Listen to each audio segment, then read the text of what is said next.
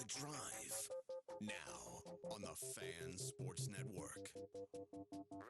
Ready, set, let's roll. Ready, set, let's roll. Ready, set, let's ride. Get your little fine ass on the step. Shimmy up inside.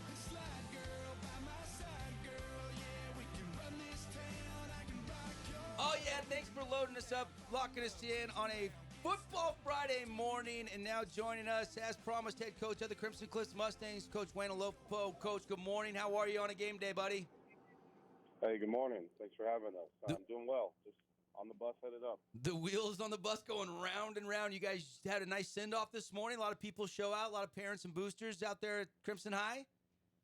Yeah, they always do an incredible job. The parent support and booster support at Crimson's pretty incredible, and student body and everyone, principals all there. So it was a fun time for the young men. Were you guys blaring music? I mean, the whole school was there. It was a party scene, like early to kind of wake this football team up a little bit. Was that what I'm kind of hearing? Yeah, they had some hot chocolate there for everyone, some muffins, and of course they had to be blasting Red Kingdom, so it was a good deal. I love it. Coach Wayne, quickly, your thoughts on getting past Desert Hills. I know a lot of mutual respect between all the Region 9 teams, but they give you a little bit better fight than in the regular season matchup, but you got to feel good to move on and have a shot today against Ridgeline. Oh, yeah, for sure. I mean, it's always tough to beat a team twice. I think in the fashion that we won the first game, 49-7, and they're going to make the most adjustments in those situations. And we knew defensively they had, it's either sit back and play coverage or bring pressure. And obviously they tried to do a little bit of both, and which I get. And so, there was adjustments that needed to be made on the fly, but our team responded well, and we were able to see some of the things they were trying to do differently, and we tried to adjust on the fly there because you're only left to guess at what they're going to do. They did a heck of a job, and just proud of our young men for showing up to continue to compete. Coach, you've got plenty of dynamic receivers on your own team, but Ridgeline's got one of their own, and Graham Livingston, the sophomore, 85 catches, 1,250 yards, averages over 100 yards a game, receiving, number 11 on the film. I'm sure you've seen him. What are you going to do to contain him today? Yeah, I mean, we're just going to – number 11's an incredible receiver. They're a top target. That's Coach Livingston's son there. And then you got Carson Cox, number 3, who's pretty incredible at the wideout. He's about 6'4", 6'5", basketball player that's also really, really good. And they got number 1, Hunter Knighton, that's the tight end / H-back for them. All really, really good dynamic receivers. And so for us, it's just, we're going to, obviously when we get into man situations, we'll match up well. And we've got some matchups we feel like are favorable for us. But, as far, and when we're in between the 20s, we'll try and do some things to throw the quarterback off and not make him a little bit uncomfortable and force him to hold the ball a little longer with some reads, and hopefully the pressure will get there. So we'll mix it up a little. I think you're one of the best. Try and do some things. I think you're one of the best, defensive play callers in the state of Utah, bar none. I think Coach Livingston, the offensive coordinator for Ridgeline, is one of the best offensive play callers. I'd put him right up there with his creativity, right up there among the best. Talk about that chess match between your defense and his offense from a coaching perspective, Wayne. Oh, it's it's a tough deal with Coach Livingston. He, for me, it's he's ran. I think last game alone he ran 28, 29 formations, right? And so for our kids, I had to try to dummy that down so that their eyes are disciplined and they're recognizing formations as fast as they can, and we try to simplify the deal as much as we can to make sure that they're not getting caught up in all the formations, but really caught up in the nucleus of what they're actually trying to do. And so Coach Livingston's an incredible OC. He's an incredible quarterbacks coach. And for us, it's definitely going to be a challenge, especially when you get into red zone and short yardage formations. He likes to use unbalanced double tights and tackle overs and all that kind of stuff, again, to try to see if you're going to align right, and if you miss a line, you're going to pay for it. And Coach, you guys have been so strong in the trenches this season, offensively, defensively.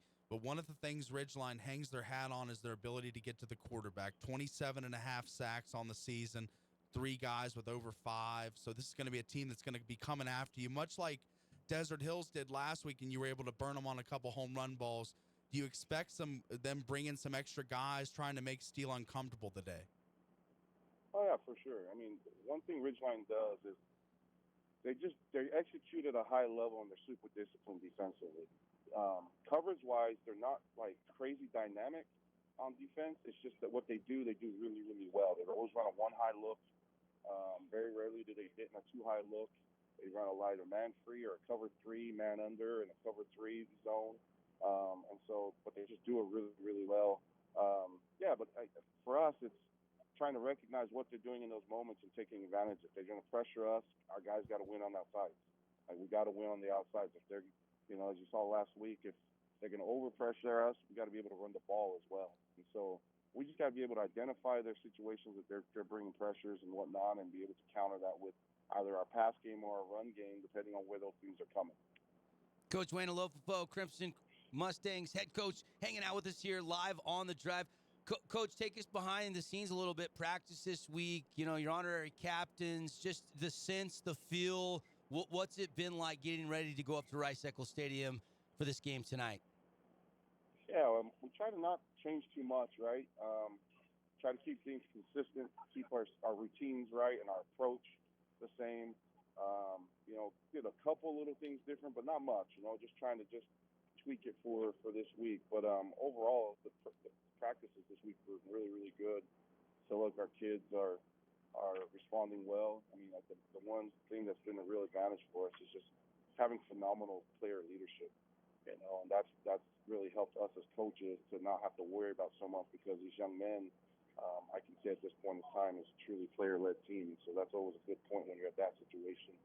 And then, obviously our Crimson captain is one of those things that these young men look forward to. Literally, I think when I started this last year, we only were going to do it for home games. And after our first away game, we didn't have a Crimson captain. The young men were like, "Hey, coach, what's going on? Where's our Crimson captain?" And at that point in time, I realized how important it was to them. And so we got to keep those type of things. It helps keep our kids focused, keep them grounded, understand the bigger picture, and I think that helps. We had an incredible Crimson captain in Tony this week. Suffered a brain tumor, suffered a stroke. She's actually the sister of one of our D-line coaches, Coach Tatanohi. And so it was really nice to hear her story and allow these young men to realize that it's more than football. I loved it. I love to hear it. I saw the social media posts. You guys do a great job pushing that out so people can see a little bit more and share those stories with the community. I love that. Whoever's your social media coordinator, whether it's you or your wife or somebody else, keep up the good work, Coach. It's not me for sure. It's definitely the wife. Wayne Alofipo with us here. More X's and O's for this game. Where are some areas where you think you can exploit their defense, Coach? I mean, you got a couple new plays. I'm sure Andy Stokes, the mad scientist over there, has drawn up some more plays in the dirt. I'm sure he's got a new trick play in for this week as well, I'm guessing. Yeah, when you talk about offensive minds, honestly, you're not going to get anyone better than Andy Stokes. The way he's evolved his offense and the run game, pass game is pretty incredible. I definitely think there's some places we can take advantage of. It's one of those things we're excited to see what they're going to do. And, first quarter is always like a feeler, right? You want to see what their hand is, what they're trying to do. And then as a coach, you're just trying to see what can you force their secondary change up early, right? Like if they're obviously with their first strategy, we just want to make sure, can we get them to go to their plan B quicker?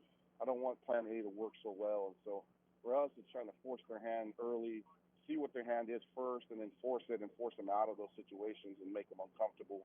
And so we think there's some matchups we have. They have a really, really talented D-line, 2 edge rushers that are incredible, and the Clark kid, the Drew Jones kid. So those guys are going to be havoc. So we're going to try and take some advantages in the middle and out on the middle on one side, and some on the other side there's an edge we feel like we can take advantage of. We're going to try and exploit. But again, I'm sure they're aware of their weaknesses, and because this is an incredible coaching staff, and so we just got to make sure we've got our plan B and C and D ready as well. I know you're not overlooking Ridgeline in any way, shape, or form, but I was just curious. I'm sure you saw the Cinderella of this 4A state bracket, Green Canyon, won yesterday. Your thoughts on that? Oh man, it's incredible. I mean, Cinderella, but they've had a really, really good season, right? They're 10-3, doing a heck of a job up there. But true thoughts are, I felt our side of the bracket was heavy overloaded. I mean, with Desert Hills and us, Ridgeline, and all these teams, that side of the bracket just seemed a little bit easier to me. As far as now, nothing's easy to get a state championship, so I'm not trying to undermine or downplay what they've done. We just knew that our bracket was going to be the gauntlet to get through, and good for Green Canyon. What they've done is no easy feat to get to that point and for their first state championship. And for us, we hope we get the opportunity to go meet them, but obviously we got to go get through Ridgeline, which is an incredible opponent in my eyes. I felt like Ridgeline was going to be one of the top. It was going to be the top team out of the North, and unfortunately, we got to face them early in the semis. Coach, I know that you've been focused on this game, so if you decline comment on this question I'm about to ask, it won't bother me one bit because you might not know the circumstances. But me and Paul got into a heated argument yesterday about the Sky Ridge and the ineligible player and the UHSAA's ruling. Do you have a take on that? Did you see that story unfold? I'm just seeing if you thought it was justified or if you thought they should have not been able to play that game that's going to be played today for Sky Ridge. Yeah, you know what? Great question. Just off the cuff, my first feelings is everything should be treated as a case-by-case scenario, in my opinion. Everything should be treated as a case-by-case scenario. Now, I know there are rules in place and everything. The unfortunate thing for us as the public, we don't know all the details. We hear rumors, and there's some things that have been released. We still don't know all the details. And so they obviously don't divulge all of those things. And so for me, I don't want to say one way or the other because if I had all the context, then I'd say, yeah, it needs to be this way. But without all the context, I don't think we could say it should be black and white or it should be, letter of the law, spirit of the law type course of action there. I think it really, you have to understand the context of everything and then decide at that point, yeah, this is no brainer. This needs to follow this path or it needs to go that path. I think it's a sucky situation. Again, we don't know all the context, and I read all the stuff online. The kid only played 43 plays, and he used this and that. I don't know. It's a tough deal. So I would say at this point, it's an unfortunate situation for everyone involved, and it's a hard decision for the USSAA. The thing that they have to understand, though, every time you make those type of decisions, everyone's watching. You're setting a precedence, and they're just in a lose-lose situation in that deal. Yeah. I mean, you penalize the whole team if you don't let them play in this game today. A bunch of kids that have worked really hard to earn a spot to play in the semifinal.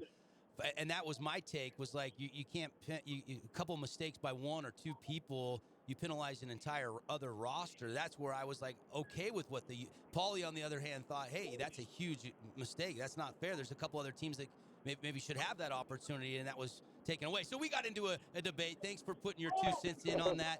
Go ahead. No, I was just saying, with the information that was divulged, 43 plays, when I'm just going off the information we have, this wouldn't ever be my final judgment because we don't have content. But for the information we have, 43 plays, and to me, is enough to be impactful. And so for me, if it was me, I would have said, Sky Ridge, you're out. Pleasant Grove, you're in. There you go, Paul. With just the information we have. Yeah. With just the information we have. Correct. I think there's way more to the story because I've read more about it. Just with the information I have, I would have said Sky Ridge, you're out, and Pleasant Grove, you're in. See, that's why I like talking to Coach Wayne, because he gives us just and he's fair. He's like, look, I don't have all the facts. So, but with what I know, yeah, there's an opinion. Obviously, I had mine. Paul had his. I think a lot of people across the state. It was one of the bigger sports stories in the state of Utah yesterday. Certainly the number one sports story at the high school level yesterday. Coach, safe travels. Hope you guys get up there safe. Can't wait. We'll be up there a little bit later this afternoon. We'll catch up with you guys. We'll chat. We'll talk pregame and hopefully postgame as well. Thanks, as always, for being accessible for our listeners and all the Crimson fans out there here on the Fan Sports Network. Always love our chats, buddy. I appreciate you guys. Thanks so much. Go Mustangs. All right, Coach Wayne Alofipo and the Mustangs. You can hear their wheels on the bus are going round and round, and they're on the freeway. They're getting up there. Probably want to do a light walkthrough after lunch somewhere. Get up to Rice-Eccles Stadium sometime around 4:35, 4 o'clock, maybe 4:30. Can't even get in the locker room till halftime of the 2:30 game is over. So but you don't want to just, get there off the bus and be tight. So they're going to probably break that trip up a little bit and get on that road early. And obviously, Region 9 rooting like crazy for the Mustangs to keep that state championship title down here in Region 9. Desert Hills won it last year. Crimson, the only chance for Region 9 after they beat Desert Hills last week. They've got Ridgeline, and the winner of this game tonight at 6 o'clock kickoff will take on Green Canyon in the state title game with their 21-0 win over Park City yesterday. I can't believe the high school football season is nearing